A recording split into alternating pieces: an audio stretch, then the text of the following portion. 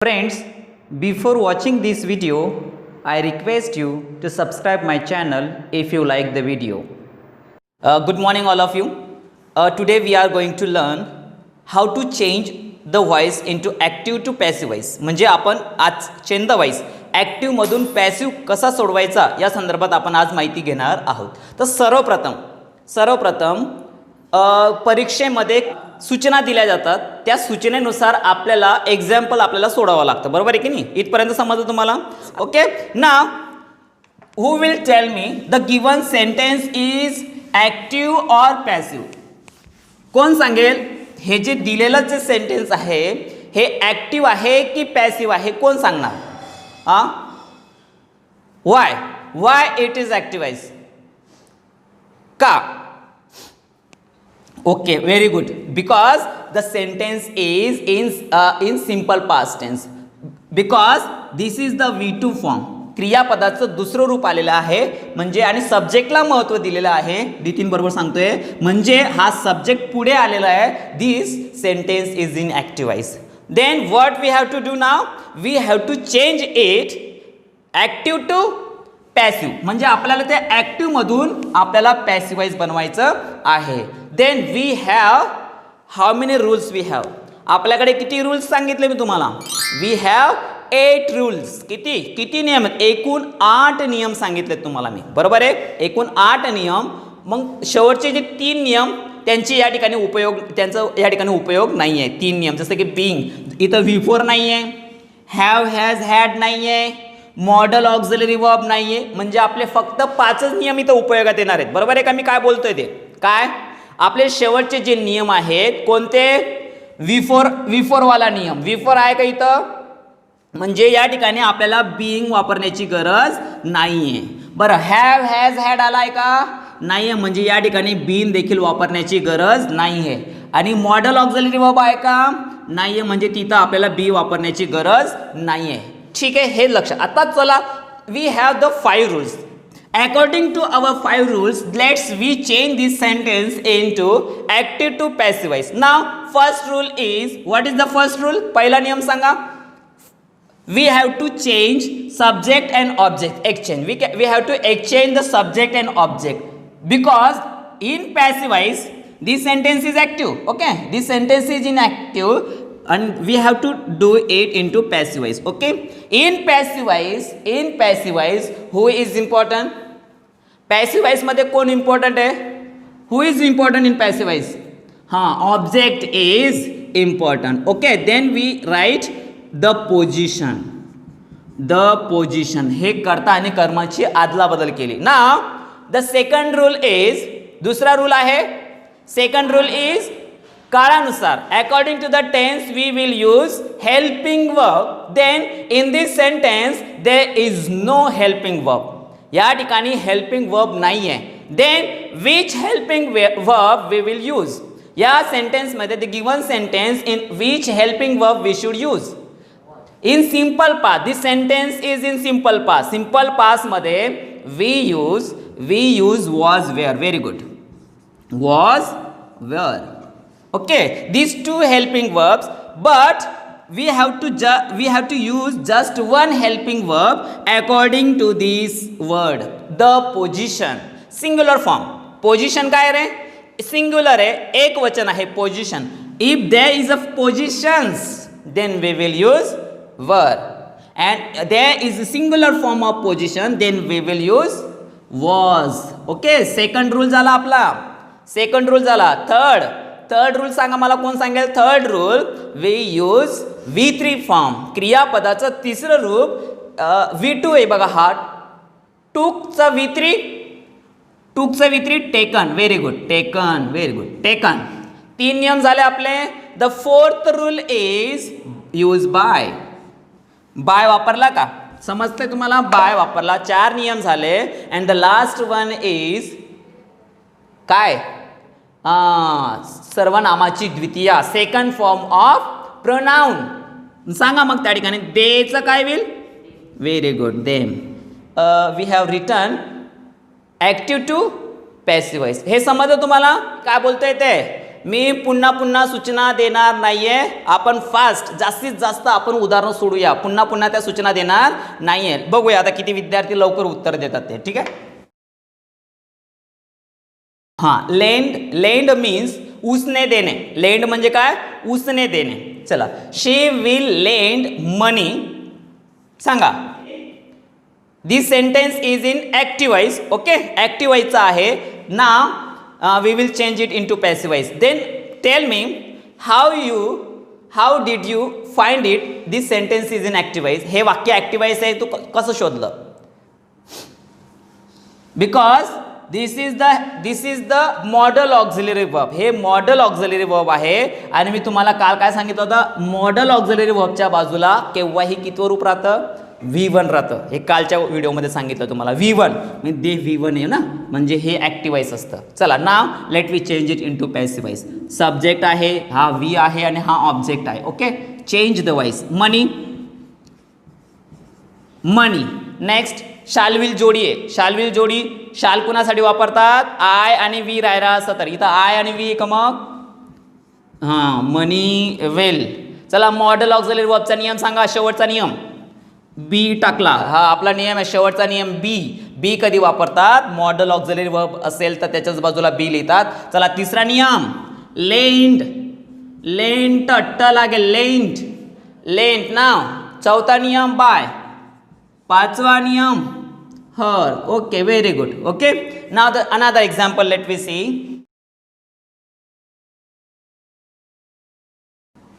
He has turn off the TV.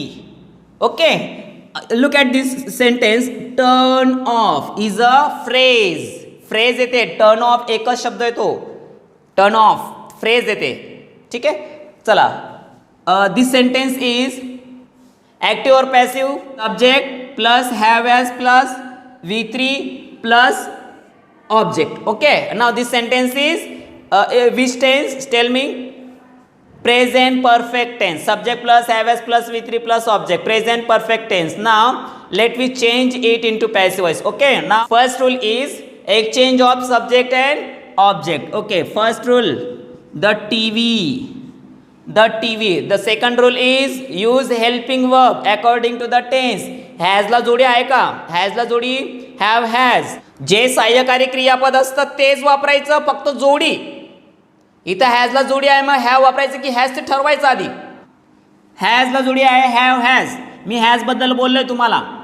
इथं ही, इथं शी, इथं इट आणि एखादी व्यक्ती राहिली तर एखादी व्यक्ती, एखादी वस्तू आहे ना, मग एकच वस्तू आहे हॅज.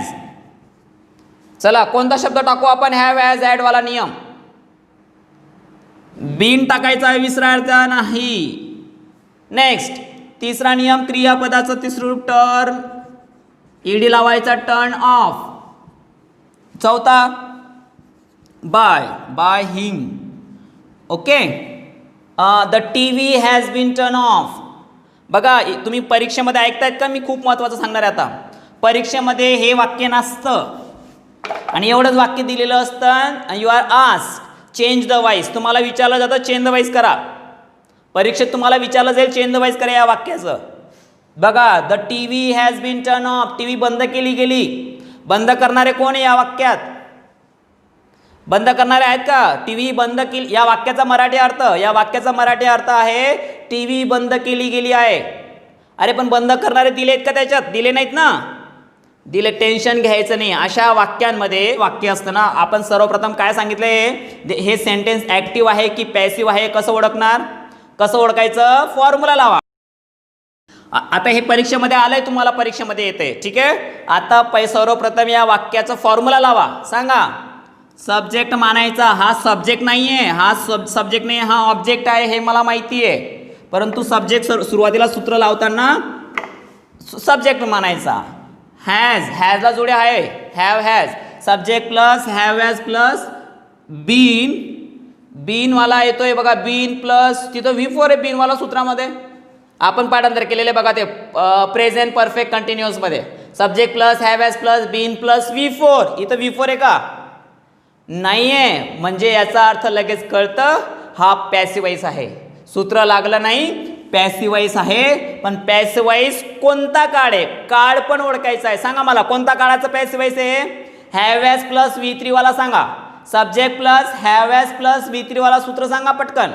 प्रेझेंट परफेक्ट त्याचा फॉर्म्युला सांगा पटकन. Subject plus have has plus V3 plus object. हे पॅसिव्ह आहे, हे पॅसिव्हचं सूत्र आहे. आणि हे कशाचं सूत्र सांगितलं तुम्ही मला, ॲक्टिव्हचं सूत्र आहे. म्हणजे ह्या वाक्याला ह्या सूत्रानुसार बदल करू. आपल्याला पॅसिव्हचं काय करायचं आहे, ॲक्टिव्ह या सूत्रानुसार. आता तुम्हाला प्रश्न पडेल सर हा सब्जेक्ट कुठे आहे, मग इथं या वाक्यामध्ये सब्जेक्ट नाही आहे, बाय नाही आहे, इथं बाय आहे का. सब्जेक्ट कुठे असतो पॅसिव्ह वॉइसमध्ये, पुन्हा एकदा डोक्याला थोडं ताण द्या. पॅसिव्ह वॉइसमध्ये सब्जेक्ट कुठे असतो, बायच्या नंतर वापरतो बघा आपण. माहिती तुम्हाला आठवतंय का, बाय नंतर जो वापरतो तो सब्जेक्ट असतो. हे सगळ्यांना माहिती का, कन्फ्युजन होऊ नका. कारण हा सब्जेक्ट नाही आहे, हे पॅसिव्हचं वाक्य शोधून काढलं. पॅसिव्ह वॉइसमध्ये पुढे ऑब्जेक्ट असतो आणि ॲक्टिव्ह वॉइसमध्ये पुढे कोण असतो, सब्जेक्ट. हे तर आपल्याला आधीपासून माहिती आहे. पॅसिव्हचं वाक्य का, हां पॅसिव्हचे हे 5 नियम आहेत का ते बघू पहिले. कारण आपण पॅसिव्ह वॉइस किती नियमामध्ये सोडवतोय, 5 आणि ते 3 आणि बिनवाला कोणता आहे तो, किती नंबरचा नियम आहे, 7 नंबरचा नियम. 7 नंबरवाला हॅव हॅज वाला, त्याला पण लक्षात ठेवा. चला पहिला नियम आहे ऑब्जेक्ट, पहिला नियम. दुसरा नियम बरोबर आहे का, दुसरा नियम हा एवढा मानूया. दुसरा नियम सहाय्यकारी क्रियापद. तिसरा नियम आहे का, तिसरा नियम आहे V3. चौथा नियम काय बघा, इथं बाय आहे का, बाय नाही ना, टेन्शन घेऊ नका. मनातल्या मनात मानायचं, मनातल्या मनात मानायचं, इथं बाय मानायचा. चौथा नियम बाय मानून घ्यायचा. बाय, बाय मानला आणि बाजूला बायच्या बाजूला काय असतो, करता. तुम्हाला मनाला पडेल तो करता लिहून टाकायचा. By him, bye her, bye them, असे हे द्वितीय कोणते पण करते तुम्ही मानू शकतात. वाक्य चुकत नाही, तुम्हाला मनाला पटेल ते लिहायचं बाय नंतर. म्हणजे हे सापडले बघा आपल्याला, हे इतके करते भेटले तुम्हाला मनात. तुम्हाला या तिघांपैकी कोणता घ्यायचा आहे, हिम घ्यायचा आहे का.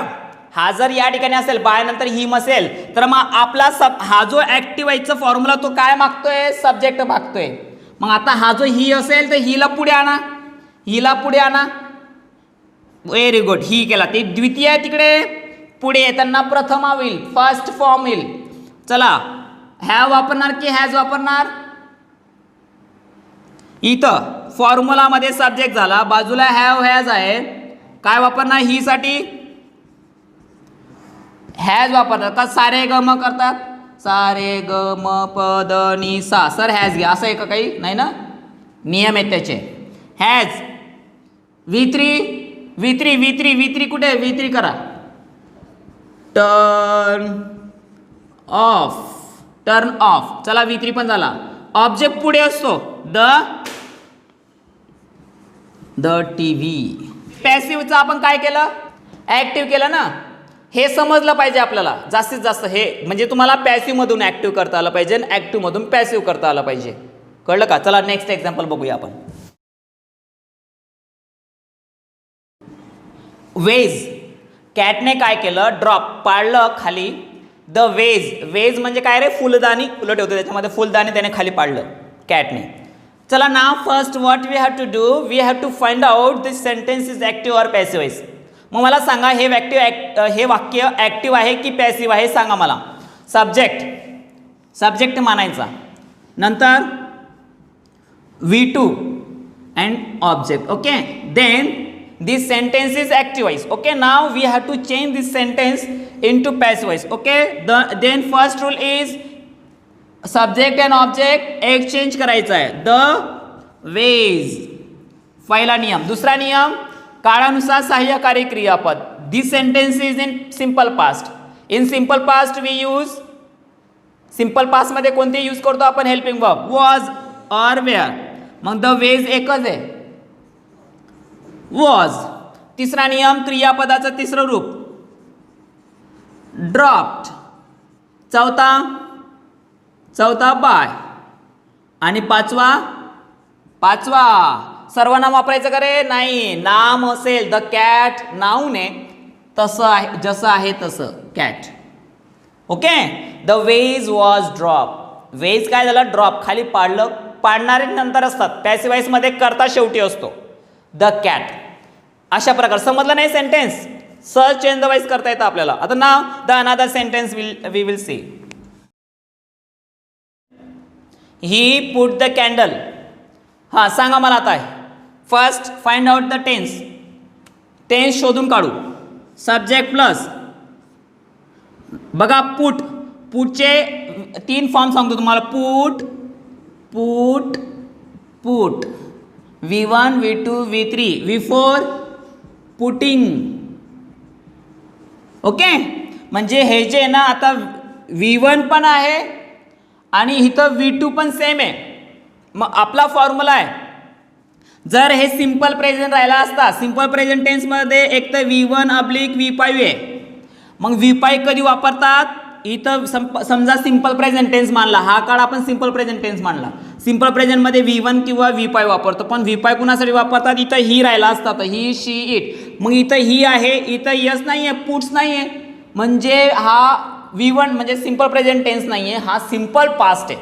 हे आधी आपल्याला ओळखता आलं पाहिजे. बरोबर आहे की नाही. हा जर का यस राहिला असता, कारण इथं ही येतं पुट्स, सिंपल प्रेझेंट टेन्समध्ये पुट्स लिहिला असता आपण, परंतु इथे यस नाही आहे. म्हणजे याचा अर्थ समजून घ्यायचा की this sentence is in simple past. Simple पास्टमध्ये आहे. चला चला. First exchange of subject and object. The candle. The candle. हां. Then second rule is helping verb. चला सिंपल पास्ट टेन्समध्ये वॉज वेअर. सिंग्युलर आहे ना, कॅन्डल सिंग्युलर आहे म्हणून वॉज वापरला. तिसरा नियम क्रियापदाचं तिसरं रूप पुट, पुट, पुट. चौथा बाय. पाचवा him. Okay. It's very easy, simple. Okay.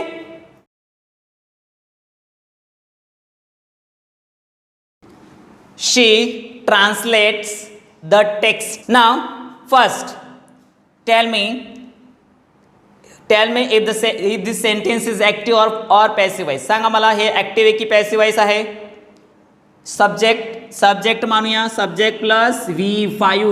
Then the V5 is used in simple present tense. Okay? Simple present tense. म्हणजे this sentence is active voice. This sentence is active voice. Let we make it passive voice. सांगा कोण सांगेल. हां. Exchange of subject and object. The text. Very good. The text. दुसरा use helping verb in simple present tense. This sentence is simple present tense. Then we will use am is are. Very good. Am is are. Then am is are. Then what helping verb we should use from this. Am is are. Am is used for I. I is here. And is if this word is singular. Singular है का मग हा texts आने के. Text आने के. मग then we will use are. Okay. Now third rule. तीसरा नियम है V3. याचा V3 करा. हा V5 yes लागलाय. Translated. Translated. चौथा by. आणि last her. Very good. Okay. खूप सोपं आहे मित्रांनो. समजते ना मी जे शिकवतोय ते तुम्हाला समजतंय का. फक्त हे संपूर्ण जे ग्रामर आहे त्याच्यामध्ये हे 8 नियम मी सांगितले. 8 नियम बघा. तुम्ही ही जी व्हिडिओ बघणार ना त्याच्या खाली कमेंट बॉक्समध्ये देखील मी एकूण 8 नियम दिलेले आहेत. ज्यांचे पाठांतर होत नसतील त्यांनी ते खाली कमेंट बॉक्समध्ये जे तुम्हाला इन्स्ट्रक्शन दिलेले आहे त्याच्यानुसार तुम्ही उदाहरण सोडू शकता. तुम्ही बघा त्या ठिकाणी नियम दिलेले आहेत. ठीक आहे. आता हे समजलं असेल. आता नेक्स्ट एक्झाम्पल आपण बघूया.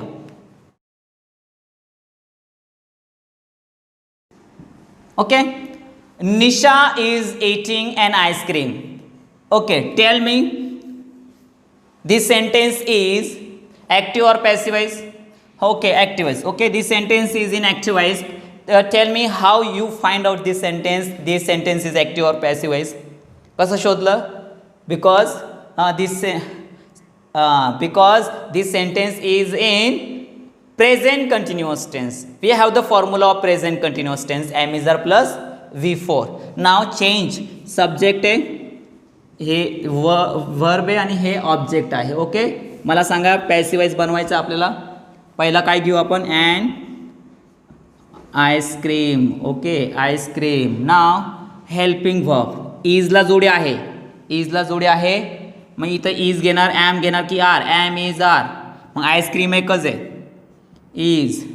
हां, तिसरा नियम आहे क्रियापदाचं तिसरं रूप. तेव्हा क्रियापदाकडे बघा. क्रियापदाला आय एन जी आहे, आय एन जी आहे.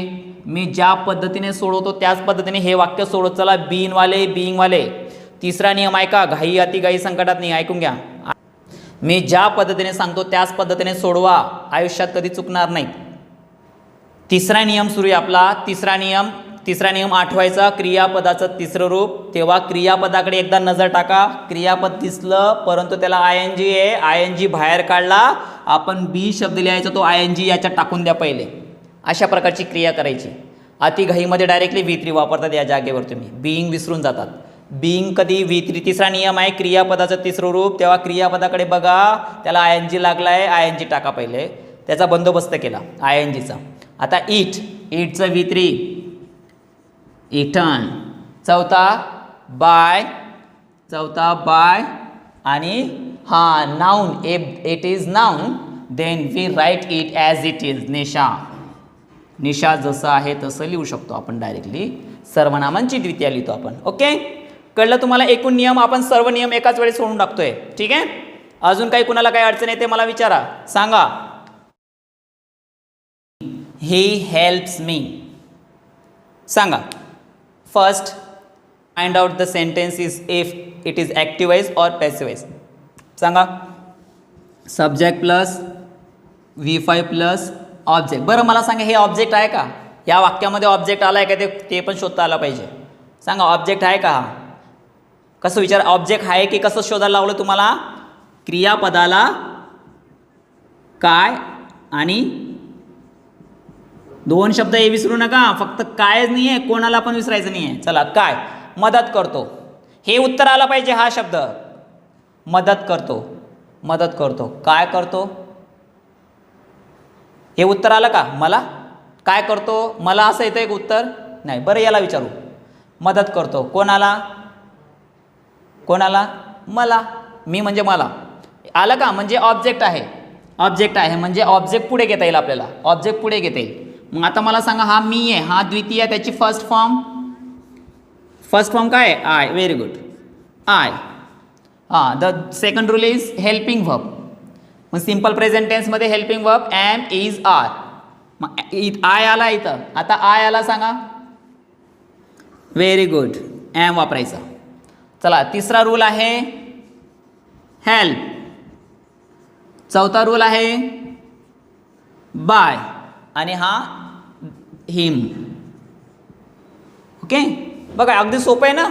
या प्रकारे आपण एक्झाम्पल आपण सोडू शकतो. काही अडचण असतील आता इकडे लक्ष द्या. उद्याच्या व्हिडिओमध्ये आपण पॅसिव्ह टू ॲक्टिवाइज कसं बनवायचं ते बघणार आहोत आपण. हे कळलं? पॅसिव्ह मधून ॲक्टिवाइज कसं बनवणार ते बघू.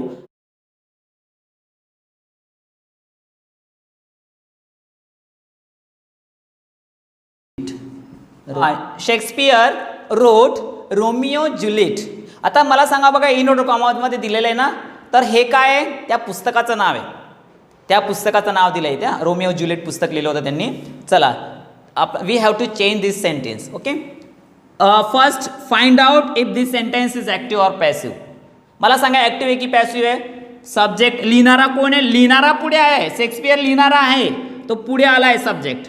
रोट इज अ V2. व्हॉट, काय लिहिलं त्याने? काय लिहिलं म्हणजे ऑब्जेक्ट आहे. चला next, change this sentence is active. Now let's change it in to passive voice. Romeo Juliet, Romeo and Juliet. Okay, first Romeo and Juliet.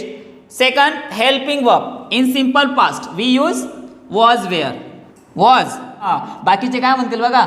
Romeo एक आहे अँड ज्युलिएट दोन आहेत ना सर? मग दोन आहेत का? ते एकच येते, एकच आहे. हां, बाकीच्यांना काय वाटेल सर, रोमिओ अँड ज्युलिएट हे दोन आहेत ना, मग अनेक वचन येतं, मग वेअर लिहा. असं नाही आहे, ते पुस्तकाचं नाव आहे, पूर्ण एकच सब्जेक्ट येतो, पुस्तकाचं नाव आहे ते. वॉज. तिसरा क्रियापदाचं तिसरं रूप रिटर्न. चौथा बाय अँड लास्ट शेक्सपियर.